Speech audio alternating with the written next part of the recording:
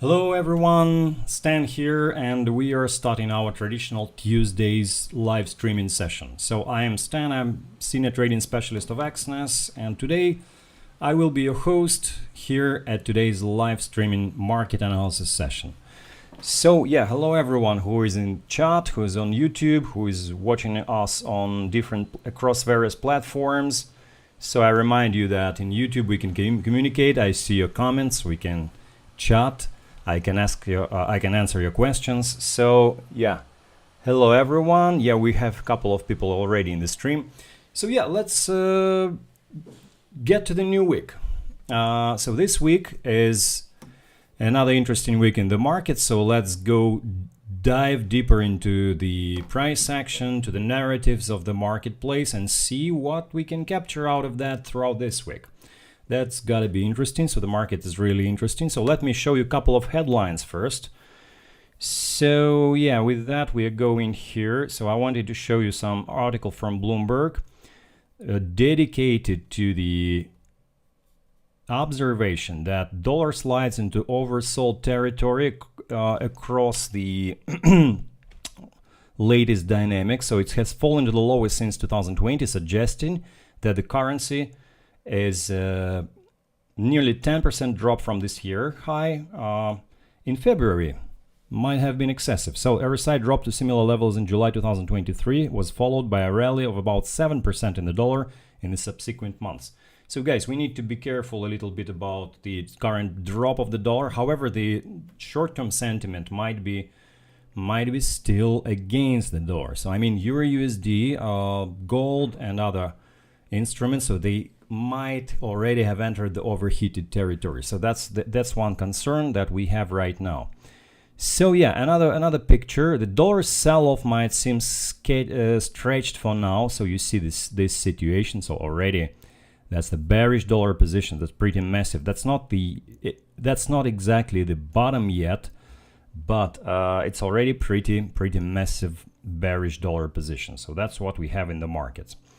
All right, so yeah, currently what would I say in this kind of market? I would say that the narrative, which can be called sell America, is developing in the markets. What does that mean, sell America? Just take a look at what's happening right now. Other than the dollar index, well, dollar index DXY is one thing, so it's at the bottom. So as you see, it's bottoming, so not moving down today. So on Monday it has opened with the bearish candlestick, but at the same time we also have S&P 500 and Nasdaq moving down as well. So let's take a look briefly at US 500. So you see again, so not a massive drop, so volatility is keeping under control, but still again bearish pressure here. The same is with Nasdaq. So if we put here US Tech, the same situation with Nasdaq. So Nasdaq has been also pushed down. What can I also say about the current week? So on Tuesday today, so government officials, I mean central bankers of Japan, they claim that probably they will raise the interest rate. So that strengthens the Japanese yen. So as a result, we see pretty massive development on Japanese yen right now too. So as you see it, it's moving down and down and down. So basically that's the game of safe havens. All right, euro against the US dollar, of course, the yen, the Japanese yen against the US dollar, and gold also against the US dollar are perceived as safe havens. So market flows into safe havens massively out of the US stocks. What is the trigger within this week? What triggers the market to do that essentially?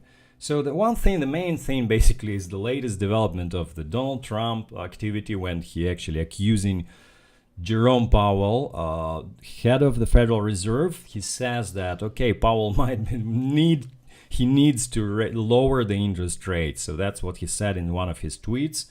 And maybe he is searching for an opportunity to fire Powell. Basically Powell is perceived as a source of stability in the markets. Market doesn't like that at all. What do I mean by that? Meaning that Jerome Powell, the head of Federal Reserve, is perceived as someone independent and as well as Federal Reserve, it's also has been perceived as independent institution in the finance. So the current president of the United States, Donald Trump, tries to push this institution, tries to fire the head of Federal Reserve. So that's what happening. That is what's happening right now. Markets don't like that. They respond with the sell-off of the American dollar. They respond with the rise of gold. They respond with the rise of the yen. They respond with the rise of the euro. So I have the buying position on the euro, guys, by the way. So if we remember what we've been talking about so far, so we've been talking about the breakout trade. If you remember our previous streaming session last week, I've been pointing out the possibility for a breakout trade. So give me just a sec. I will again point out this situation. So I was entering the breakout trade early. Well, I think it was even before. It was before holidays. So I was I was capturing it right here ahead of the breakout. I was anticipating the breakout. So that's my entry point. Now the trailing stop for this position is standing at 35. 1.1435. Why is that? Why 35? So that's very simple, because if you take a look at the position of the price, you will see that the price had tested the lower boundary of the Bollinger Bands, which is 1490. And if we place here the volatility level, which is average true range on this time frame, so let's make it visible a little bit more. Let's make it yellow, let's say. Okay. Just one sec, guys. And you see that the peak of this volatility is 45 pips. 45 pips. If I place $50, 50 pips stop below the Bollinger, so it has a pretty good chance of survival. And I mean the trailing stop. So if I have 1490, 1440, right? And 1455 is my stop loss here. So if the position leaves here, so regardless of the action, so even the price tries to test this level, so probably if the position will work, it will continue working. I perceive, I don't know if I'm right or wrong, so I think that dollar is a little bit oversold right now, but currently if actually this situation escalates, I perceive it to go towards 117.20-ish, something like that. That's my target area. How have I built this target area? So first of all, if you take a look at the, I don't know, at the previous price action, at the so-called symmetrical move, you will see that we have this move here. And if we extrapolate this move to the breakout area, it will be slightly above. It will be 1976. So I usually take the half of this move in order to establish my profit target.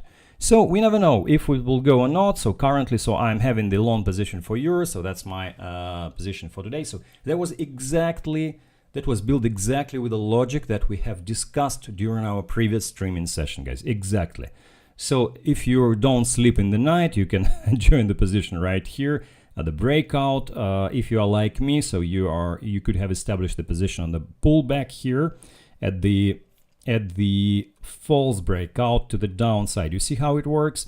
The market consolidates, it goes back and forth, really with some excessive price action. So you pick one of those pullbacks in order to establish the position. So the next thing that you do, you just unload part of your position here, and then you have your risk-free position floating with the market. So that's exactly how it works. Let me read chat a little bit. So guys, tell me where you're from. So which city are you watching this live from, or which country are you from? That would be nice to know you better.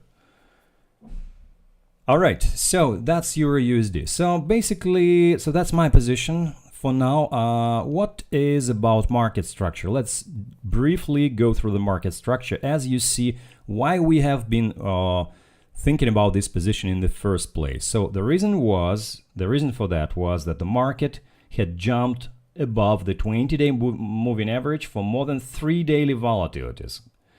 Again, so I will just go once again through this logic. So if we take a look at this starting point when the price had actually jumped, and the peak, and this current peak, it was 500, almost 500 pips, right? Slightly more, I think. 1435. Yeah, it was 585 pips, I think. So that's a lot, and that basically exceeds our level of volatility, the average level of volatility 3 times. The volatility level was basically 127 pips multiplied by 3. It gives us, well, around 400 pips, so that's 580. So that's a lot. That's more than 3 daily volatilities. That's why we can consider momentum trades in such a situation. That's a strong situation, fundamentally driven. When you observe such a situation, so the best course of action that you can do is to go with the trend, with the momentum. So you're not supposed to short the market in such a situation. I'm not sure that it will continue moving now, but if you are operating in such a market, so this move, absolutely you can take. Well, not a guarantee, of course, but with a pretty high probability. Nothing is guaranteed in the market, as you see, but with pretty high probability. And I suppose that will be continuation towards 117.20. So not a guarantee again, but if it market runs to this level, so that would be really, really nice trade. All right, gold. Yeah, so that's Euro USD. So give me just a couple of minutes. I will go through the market structure. So why the market is working like that? So guys, just take a look at the market structure once again. So how the market structure is building. So we are operating inside of the strong trend. That's the beginning of the swing. March 27th, it's going up. Another peak. 1, 2, 3 days down. The 3 days of the correction. Another jump into the peak. 1, 2, 3. I guess that was Sunday. One of these days was Sunday. So 1, 2, 3, 4, and 5th day up exactly. That was the continuation of the trend. Then again we have 1, 2, 3, 4, and again the continuation of the trend. So now we are here. So continuing the trend. We're continuing the trend. We're in the strong rally right now. So that's the market structure breakdown. So when you see such a correction of 3 days, for example, so that's exactly working like that. For example, 3 days, 4 days, the 4th day usually is the tipping point when the market turns back into the trend. So that's exactly how it works. You see the 4th day usually is a continuation. Again, you see it here. You have seen it also 1, 2, 3 at a Sunday. That was not a day. And here. So you see exactly those points when you can actually join the trend. When you can actually join a trend. You need to have a little bit of patience to wait until the pullback, until market pullbacks for 3 to 4 days. Then you join the rally and you're good to go. So that's exactly how it's working. Another question, is Euro USD overbought right now or not? So I refer to the Bollinger Bands indicator, which is the 2 standard deviations from the 20-day moving average. And we see that currently we are not there yet. So we've been there, by the way, here, April 11th. That led to the market settling for a while. So we are not there yet. So if the market breaks, if it goes above this line, so that will be exactly my target area, which is 1720, something like that. So market might settle at this area. So I think we have pretty enough potential for the market moving on. And that might exactly work in like that. So we never know. That's not a guarantee, but I await the market to settle, to stop at this point. All right, so that's my position, guys. So I don't know if you have any positions in the market right now. So that's not a recommendation of any kind. Not a recommendation, of course. But now there is a pretty decent location of the price, I believe. Pretty decent location. You see at the bottom of the Bollinger. It was tested on the European session. Now we are entering the American session. The price is standing right there with no follow through yet. So for example, if I would need to enter the position here, I would enter it here because that's a pretty decent trade location, that potentially pivot zone in the market. All right, let me read chat for a little bit. We got people from Nairobi, Kenya. Hello, Kenya. Nice to see you here.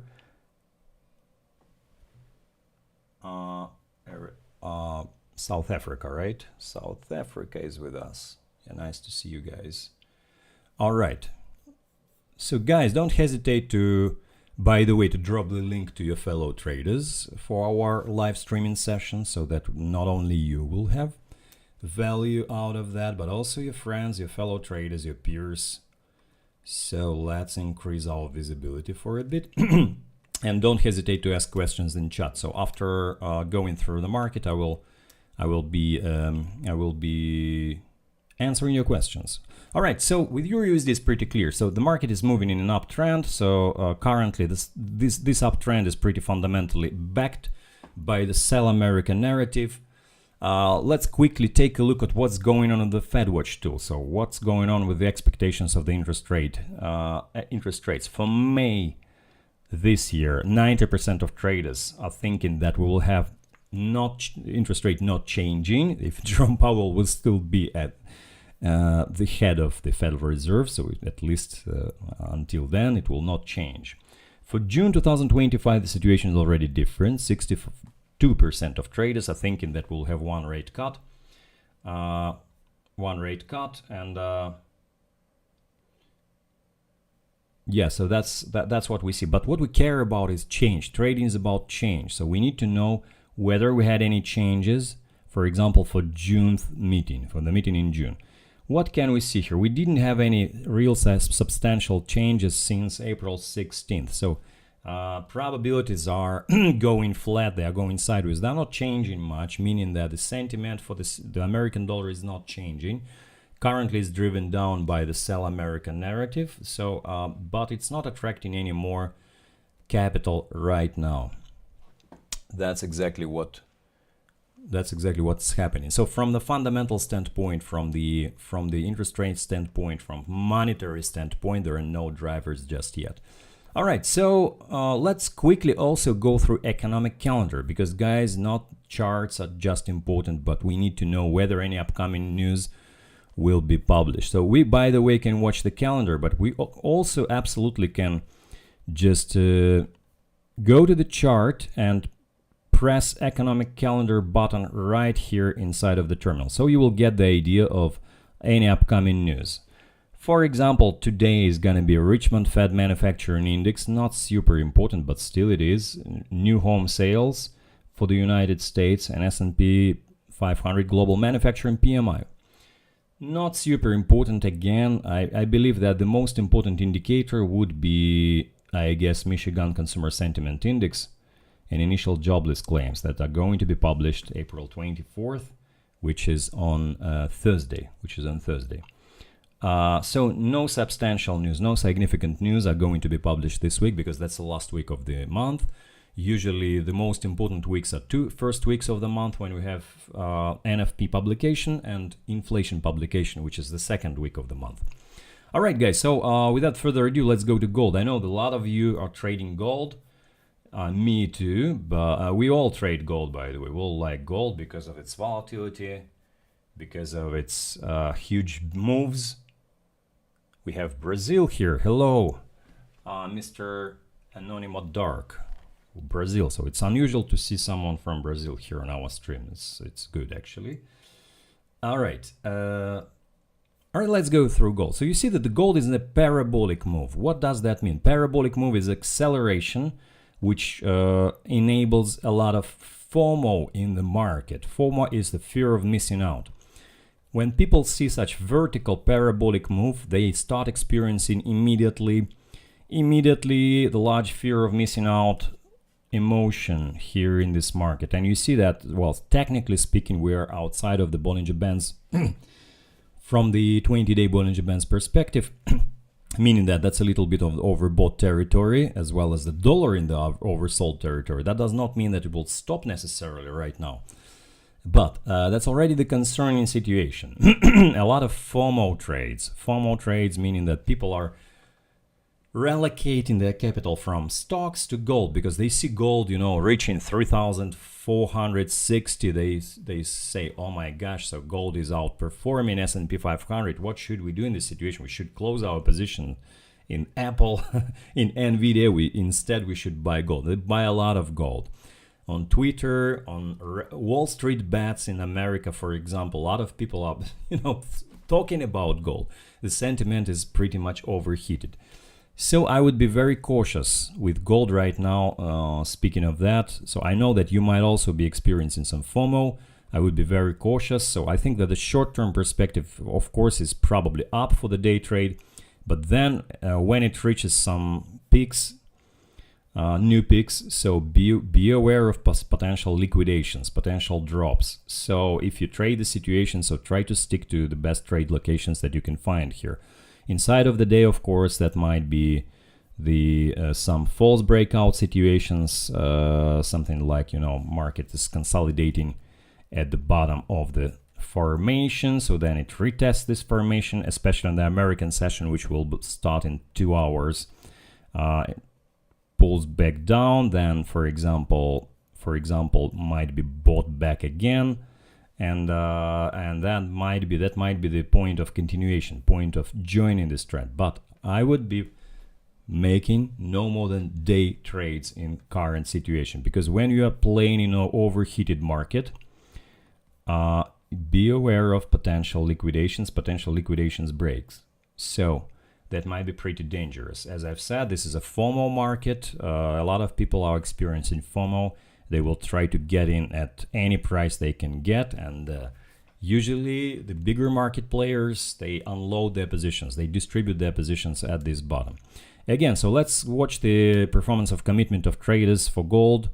Go into barchart.com. So that's going to futures, commitment of traders, and let's see where we have, if we have any changes in the landscape. All right, so what do we have here? So first of all, what do we see here? So you see that the net position of commercial traders have reached the new peak in comparison to the one from November 2024. That's a new peak.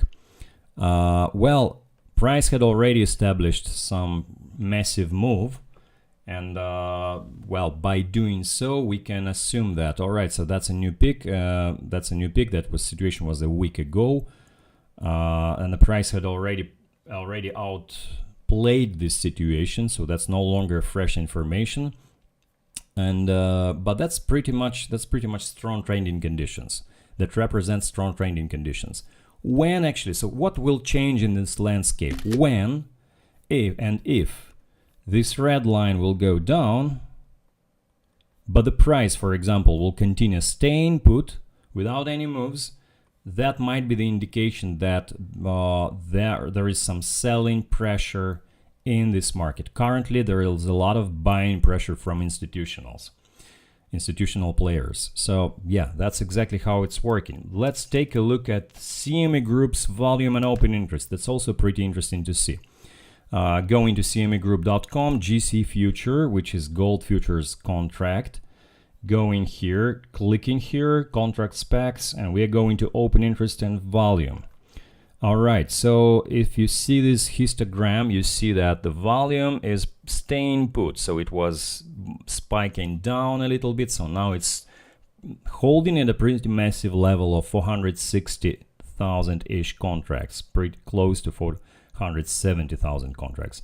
The open interest, on the contrary, is, I think it's rising. No, volume is lower. Sorry, it was 263, but the open interest is substantially greater than the volume, which is not common, because usually volume on futures contracts is greater than open interest. In our situation, so that situation is different. So the number of contracts outstanding is almost twice more than the volume traded. So that means the excessive demand from large market participants, the institutions that hold positions overnight. That's not usual, guys, because usually volume exceeds 3-5 times the open interest. I'll just show you the example of a crude oil. For example, if we go to CL, which is a crude oil, and go to crude oil futures overview, we will see, and go to volume and open interest, we will see, I think, the different story. You see that volume is, oh no, again, so open interest is also greater than volume here, so maybe not a great example. Not a great example.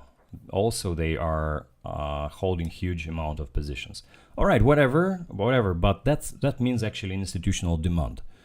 That means institutional demand. So on the one hand, the market is strong, it is solid. On the other hand, it's a little bit overbought from the daily perspective. So let's also apply another indicator, couple of indicators to see where we are in this landscape. So for example, relative strength index is flashing divergence. It's not yet a divergence, but we are pretty close to forming a divergence here on RSI.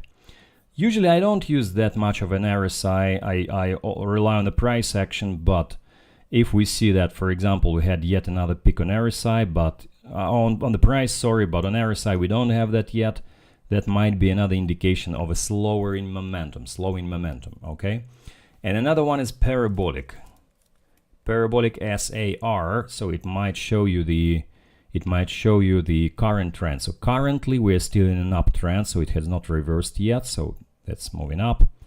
It's moving up, and the parabolic line is pretty high, so I guess that we are in a strong accelerating move just yet, but it's already starting to weaken a little bit. So you see that from the RSI perspective, you see that from the Bollinger Bands perspective, and be careful, guys, about joining positions for gold. Well, does that mean that you need to short, for example? I'm not sure about that absolutely. So, well, under which circumstances you could short gold? Well, I think that if you want to really short gold, so what you need to do is to wait until it establishes some trading range, at least there's some visible trading range, and when it tries to break through the trading range and form a bullish trap. If you see some kind of a bullish trap here, that would be the invitation to sell gold, but doing that cautiously, usually on the pullback, not jumping at the first tick. But that might be the potential selling setup, but not right now. So you're not supposed to sell into the strong moving trend.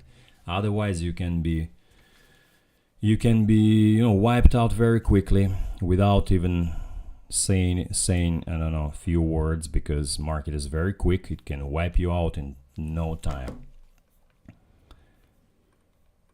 All right, not much value, right, from this recommendation, guys, because you expected to hear something like, what should I do with gold? Should I buy or sell? Well, I think you can still buy inside of the day, especially if you have a little bit of a downside breakout, for example, like that. I think that you still can buy very cautiously. I mean, placing a tight stop loss pretty much. Paying much attention to the price action, something like that. If you see something like that, if you see, for example, the 5-minute chart, the 30-minute chart, so if the price dives below the Bollinger, absolutely you can track the short-term position, but very small position. I'm not sure that this is a huge trading opportunity, because people start to extrapolate. Okay, we got this huge move on gold, maybe we'll have another one, the same here, right? I'm not so sure about that. Given the position of the price, I'm not so sure about that. For Euro USD, the situation might be different, right? Because Euro USD has been consolidating. So just take a look at the difference. Euro USD has been consolidating for a while, for 4 days-ish. Right, so yesterday on Monday there was a breakout of this consolidation. That's a different story. That means a possibility of a fresh trend going on in comparison to gold. And also we have some distance from the upper border of the Bollinger Band. So if I have to choose what to trade, well, I have already chosen that, but if I would need to choose what to trade today, I would definitely choose Euro USD instead of gold, because the position is better, the trade location is better, market timing is better here. Okay, let's remove some economic calendar. Market timing is better, and the potential of the move might be potentially better. We don't know if this trade will work or not, so we cannot know that, right? But the position, the timing, and the cycle is better here. All right, so guys, I will go to comments. Watch your comments from YouTube. Streaming from Nairobi, Kenya. Hello again. Hello, Joyce. Yeah, nice to see you here. New Delhi. Hello, Aluwa. Right, guys. So I appreciate you coming today. So really Really great to have you here. Just if you want to go through any instrument, you can just put the name of the instrument which you're following today. We can go through that. All right. So what also I'm monitoring right now. So that's a crude oil, the WTI crude oil, which is U.S. oil in our terminal. Currently it has been retracing a little bit above 60 levels. So when I see such a situation, so I'm always concerned about potential pullback to the opposite direction. Why is that? So first of all, it's not just it's testing the 20-day moving average, which is the center of the Bollinger Bands. It doesn't have to do anything with the moving average. So trades don't happen because of moving averages, right? So that's just a structural point which helps us understand where we are in this trend, right? But what I'm concerned about, if we go to Energy Administration of the United States, if we go to Short-Term Energy Outlook, STAEO, the so-called, okay, so where it is? Here it is, Short-Term Energy Outlook. You will see that the projection of the price is below 60. Market should price in the levels below 60 for 2025, or at least 60 for 2025. So if you have price deviating from this line consistently, especially in the bear market like we have now, under pressure of sell America narrative, I would be very, very skeptical about the upside moves which we might potentially have here. I know that it has been pretty strong on the one hand, but I would be preparing for potential bullish traps. How exactly this bullish trap might be building in the market, for example. Currently there is no bullish trap, so it's just standing right near this level. So I have been expecting some short last week, as you know, and I've actually done some short position, which was closed by the break even. I was capturing some situations here. It was the another bullish trap. You see market going up, then it enables you to form a position. Now we don't yet have a bullish trap because, well, let's for example put some volume here. Volume oscillator. No, I need to place volume, I think, not just an oscillator. Net volume. Okay, that's the net volume. And of course, when there were spikes to the upside, volume was spiking too. So now the market is very quiet. So volume is not going anywhere. It's very quiet. But if it will consolidate, if it will spike up above this small consolidation here, for example, like that, it might be the bullish trap pattern which you might capture, for example. You never know if it will get to the broader continuation, but at least it can give you some profit which you will be able to protect your position with, your capital with, and then if you're lucky enough, so market can continue diving deeper. So that's the point when you can have the good position.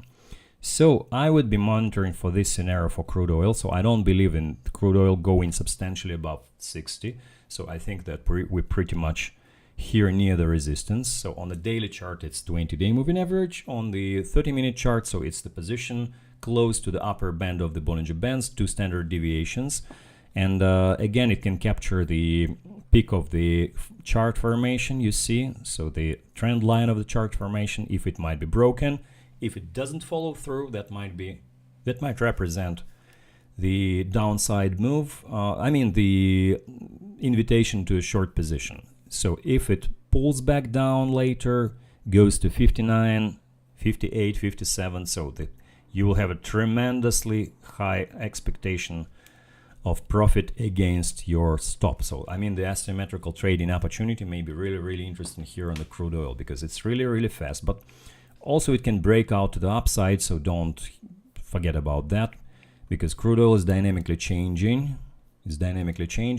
There are a few bullish factors currently for crude oil, which is the negotiations between the USA and Iran, meaning that that is the investing climate in the region, will be improved because region is very unstable. But there are a lot of bearish factors as well. So first of all, OPEC Plus is increasing production in May instead of June, so that's number one thing.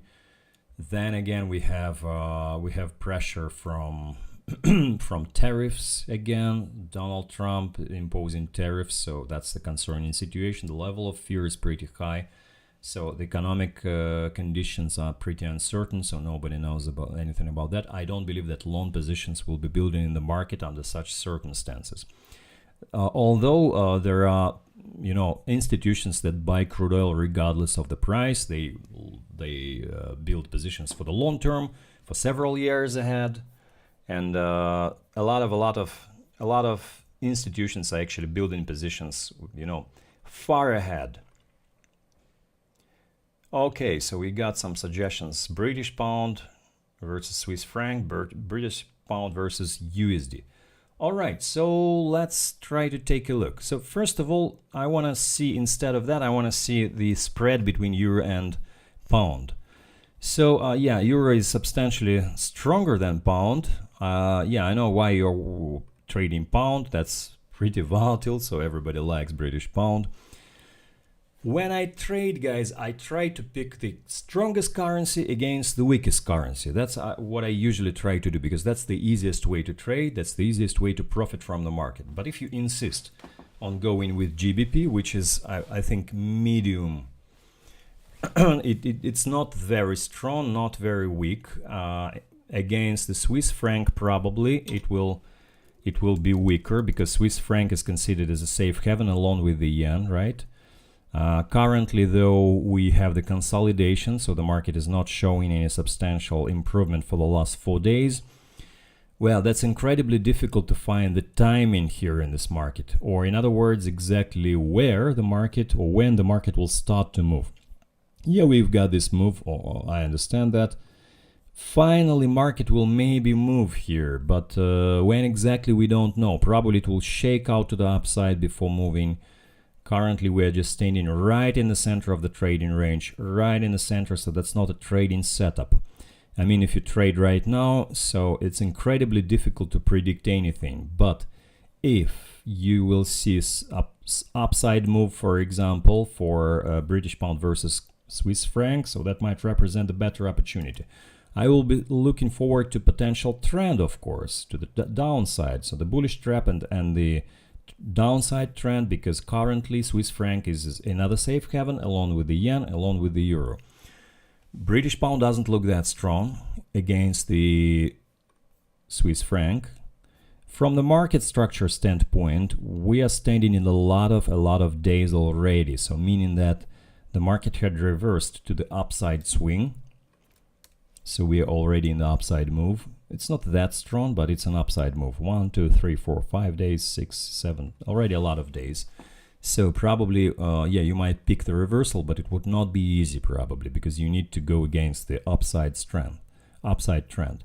If you're a day trader, I would be advocating maybe for an upside move, but you need to find the entry point, the exact entry point. Yet you might try to find it, but it might not be that easy. But it's a range-bound market, as you see. It's range-bound situation. So if volatility pops up a little bit, so you may try to capture it at the bottom of the formation, at the bottom of the range, in order to catch the move to the upside. After which it might be already the short position, but ahead of that, it might be the upside move. So if you want to day trade pound versus Swiss franc, so that might be the potential course of action here.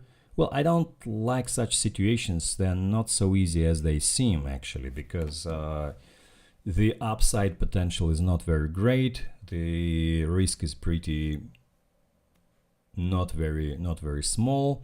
The noise of the market is pretty substantial. So in my trading, I prefer to trade explosive situations or really good situations. So in that kind of situation, we have the market consolidating for a lot of days. Risk is pretty high. Potential outcome is might not be very profitable. So if I were you, I would skip this trade. I would not do any trades right here, because at the end of the day, what you need is you need a profit against the risk. You need an opportunity with a pretty low cost. That's exactly what you need. So speaking of GBP versus USD, of course, USD, the American dollar has been weak, right? But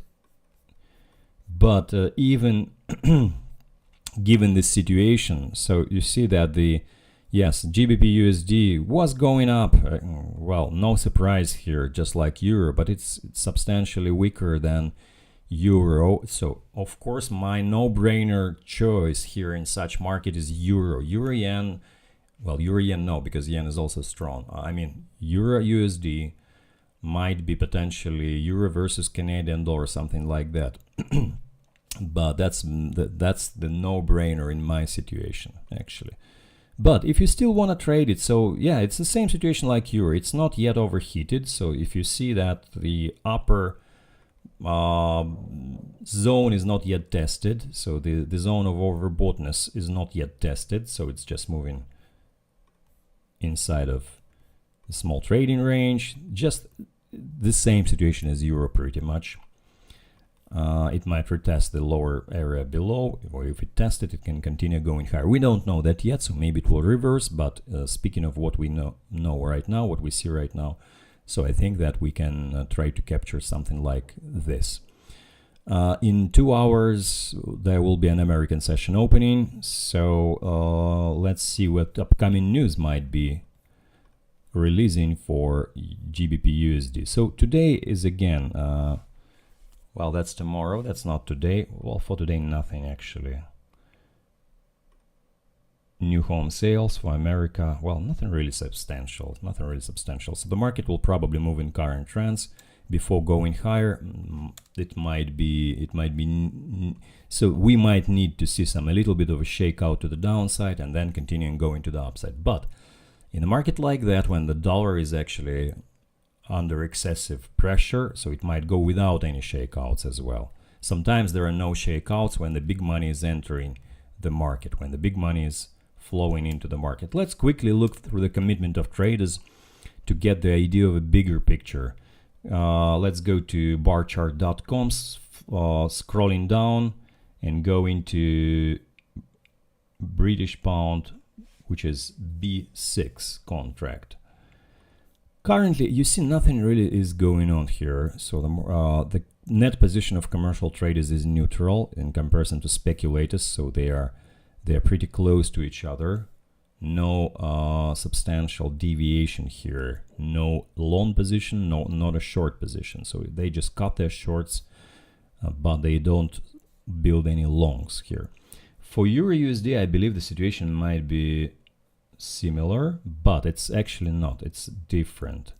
It's different. For Euro USD, the situation is different. So the commercial traders are excessively increasing their exposure in short. So they're shorting the euro, but that's not because they believe in the drop of the euro.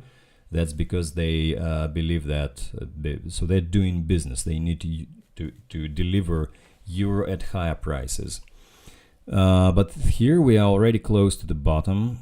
And that's already close to the overheated territory. We're not there yet, but we're close to the overheated territory. On the British pound, on the contrary, the price action is very muted. And we need to find something really, really hot to trade in the market. If you want to get a good trade with substantial continuation, you need to get something really, really, really interesting. So for me, I do not pursue smaller moves, guys. So I am not that much of a day trader, though I can day trade. If you like to day trade, it's better that you choose or you pick the moving trend, the strong moving trend. If so, for day trading, probably gold will be better than GBP USD, I believe, because still it's hotter, so the sentiment is stronger. If you find a good entry point. So for example, quick spike to the downside, then it quickly turns around and moves in your direction. So if you pick such a situation as a day trader, probably you will get the immediate continuation to the upside. Beware, of course, market can reverse, but there are no news upcoming, right, guys? So there are no publications, no economic publications scheduled. So there are no triggers, at least not scheduled, no scheduled triggers for the downside move. Maybe President of the United States, Donald Trump, will come out and say something, that will ruin the rally for gold and support S&P 500, but it's very difficult to say so right now. It's difficult to say so. Currently, the situation is pretty concerning because he fights Powell, and that's not good for the market.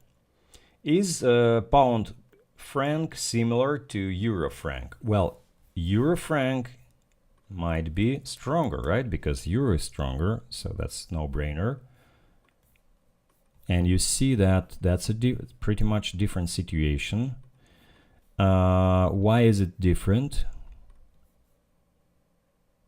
Let's remove unnecessary. Why is it different? Because well, Swiss franc has been pretty strong, but that's a stronger rally. You see, it's already near the peak. And I'm not shorting euro at any times right now. I'm not shorting it because euro currently is the greatest narrative, money flowing from the United States to Eurozone with the rise of yields of government bonds of Germany, of euro area. So that's a fundamental move. So euro is driven by strong fundamental purchases. So I'm not even thinking of shorting euro right now, guys. I'm not even thinking about that. Strong fundamental purchases. And so yes, that's why is it happening? It's happening because of tariffs. It's happening because and another thing, guys, which is interesting. The last week interest rate was dropped, right? 1 point for Europe by a quarter point by European Central Bank. Did the market react? Absolutely not. So there was a small spike on the euro, and then nothing happened. So exactly last week we had on Thursday, we had publication of interest rate as well as press conference of Christine Lagarde. And what did the market do? Market did this. Okay. What does that mean? That means nothing. So market just ignored, absorbed this information. There was clearly a dovish signal, so they wanted to lower the rate of euro with decline in the interest rate, and they also have sent a signal to the market. We're gonna do that 3 times more this year, so we think that tariffs have a negative impact on the situation. We gotta lower the interest rate and the exchange rate of euro. So that's what they delivered to the market. Did the market react? Absolutely not. Market didn't care. That's an indication of a strong buying sentiment. When traders don't care what central bankers say, what fundamental data says, so they don't care. And that is an indication of a strong sentiment, guys. So that's why when you see such a market, you're not supposed to sell it, because it might be driving very aggressively, continuing to drive. I'm not sure that will necessarily happen today, but at least my confirmation of this hypothesis happened on Monday after long holidays. The Friday was a good Friday, the holiday in the United States, but the confirmation of a strong sentiment situation was here. So and by no means I'm selling euro right now, because of the strong sentiment. Fund managers, they already start talking that, all right, we are overbought, the dollar is oversold. They're writing it on Bloomberg, scaring people, scaring traders. Yes, that might happen, but that's not short-term situation. So I also don't have a crystal ball, guys, so I'm in the same situation as you, so I don't have any insider information, but what we are trying to analyze the market with our eyes, comparing data points, comparing the news coming out and the reaction of the market. So the reaction of the market is pretty mild. So market doesn't care about dovish signals for the euro. And that's why I'm referring it as a strong market. I'm watching pound Canadian dollar, and it seems that pound is stronger against the Canadian dollar. Is it due to the weaker oil prices affecting Canadian dollar? Let's take a look. That's a good question.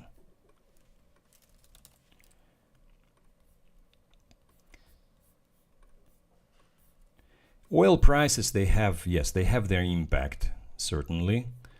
They have their impact. I think that Canadian dollar in our case is diminishing due to tariff situation probably rather than oil prices, so they are very dependent on tariffs. So the situation with Canada, just take a look at the USD CAD, right? Yeah, it's at the bottom too. But it's not bottoming the last week, right? It's just going sideways. So it's pretty much weaker than any other currency. And yes, you might consider, I think, going long GBP versus Canadian, but I think the better situation would be even to go euro against Canadian. That might be the course of action. But the American dollar is weaker. Why not to go against it? I'm not getting this point, guys. Why to go against the currency with the medium strength? So you gotta go against the currency which is really weak right now. That's the essence of currency trading. You choose the strongest currency and the weakest currency in the marketplace, and you build a long position. So if you want to build a short position, you take the weakest currency against the strongest currency. That's the way you build the short position. So that makes sense to me. So otherwise, if you select, for example, euro pound, for example, this is a spread basically. It's not moving anywhere in the long term. It's just going sideways, back and forth. And sometimes people just go with euro pound. Well, sometimes that works, but most of the time you see such a choppy dynamics without any follow through, without any continuation. The people got surprised that they don't have any trends here. But guys, this is just not a trending instrument. That just doesn't make any sense. So these currencies are pretty similar. They correlate between each other. So that's why I think it's important to combine currencies from different regions, from absolutely different monetary situations. For example, yen is very different. That's why dollar yen is really, I think, a good short play right now, even if it's on the bottom. It seems like it's on the bottom. So, but if you're a day trader, shorting USD versus yen might be a good idea actually, because you see how it reacts. So it reacts even more aggressively than Euro USD. So it's just leaning to the bottom, right? And well, if you find some entry positions, so for the day trading strategy, I think, for example, USD JPY might be even more interesting. So if it gives you some spike to the upside, if it gives you the entry point, you can continue, going down with the USD JPY. Why is that? Because JPY is stronger, substantially stronger than USD due to the monetary policy. They are raising the interest rate. Give me just a sec, I will show you that, okay? The first thing is interest rate in Japan. We're going to tradingeconomics.com, interest rate in Japan. You see it's going up, and if we put forecast here, so forecast already points to 0.75, so that's a track we are in. It's a track we are in. Another situation, so let me put here 30-year Japan bond yield, okay, tradingeconomics.com, historical data again. So the same situation, you see where it is. That's a substantial spike, 2.7% of yield, worth of yield for Japanese yen. So even though we had some sell-off on the US bonds too, which led to the increase of their yields, on the bond market, the US bond market, treasuries market were sold off and yields gone up, but for the yen, that's a different story. You see the capital flows into the yen due to this situation. Because we had a spike, 2.7%. That's a lot. That's substantially more than the current interest rate. And 30-year bond yield curve points to long-term expectations about the monetary policy. Though they expect that in long term, interest rates will go up in Japan. That's why the sentiment is building towards the yen against the American dollar. So currently, that's what we have right now, guys. And let's go to comments. I will read your comments a little bit. Your questions. We have some more time to continue with our session.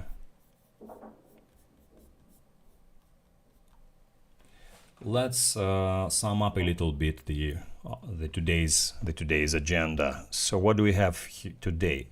Current sell American narrative is increasing in the market.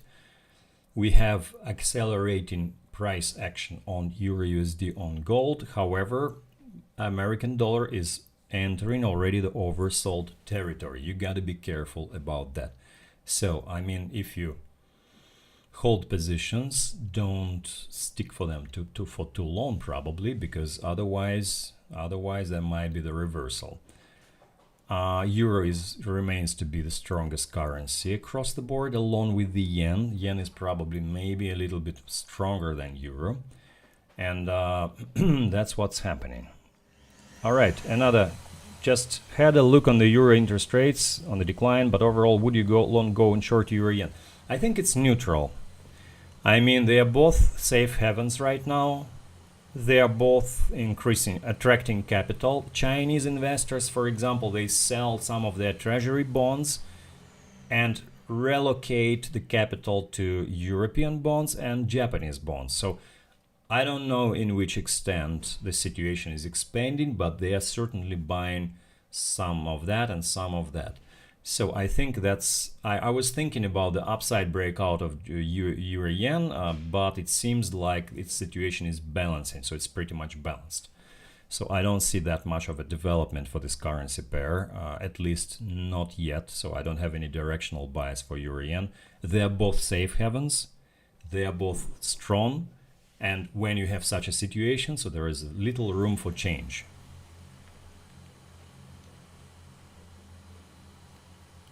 And so that's exactly, in trading we need change. Trading is about change. In order to find a good trade, the good speculation, so you need to find something that moves, and something that is stronger, something that is weaker, okay? Because trading, it's changing something weak for something strong. That's exactly what it is, so nothing more than that, guys. Exactly what it is. And people think that gold is a good idea, buying gold is a good idea now. Some people think that it will go to 4,000, for example. Not just retail traders, I mean some institutional traders, they're thinking that it will go to 4,000. And it might happen or not, we don't know that yet. But if a lot of people are thinking about that, of course it creates some demand. It creates some optimism, it creates some FOMO. People are going out on FOMO, they buy it on the peak. But usually it ends up in the form of a decline, the further decline for the liquidation, potential liquidation. So be careful about that, especially when a lot of unprofessional investors are getting in on the peak. So it might be the potential reversal, at least short-term reversal. That happens all the time in the market, we know that, guys. Well, a few words about cryptocurrencies, right? So we haven't reviewed them yet. Cryptocurrencies, in our particular case, are not moving very, very much, but Bitcoin had actually displayed some kind of, I would say, robust action. It tried to break to 88,000, so it's not that weak, by the way. Bitcoin is feeling pretty well. It's gone to the upper side of the range, which is interesting. And the main question is whether or not Bitcoin will reverse here at this stage. Well, that is interesting, but what I want to show you right now. So if you go to coinglass.com, for example, and search for BTC. Bitcoin spot. So what I'm doing in such situation, I'm monitoring this situation. That's called the inflow to crypto exchanges. So people start moving their Bitcoins to crypto exchanges. That's not yet a huge spike, but that's still a spike. Usually in the bear market, that is associated with the local peak of the correction. Just take a look at how it has happened in the past. So they're moving their Bitcoins to the exchanges, then there is a correction, they're moving back to the exchanges, they're moving to the correction. Why is that? Because basically people are moving their Bitcoins from blockchain to exchanges when they want to sell. So that's exactly what happened, for example, March 2025, so before the decline, so they moved a lot of Bitcoins to the exchange. It's not a huge spike yet, but that's pretty much of a spike.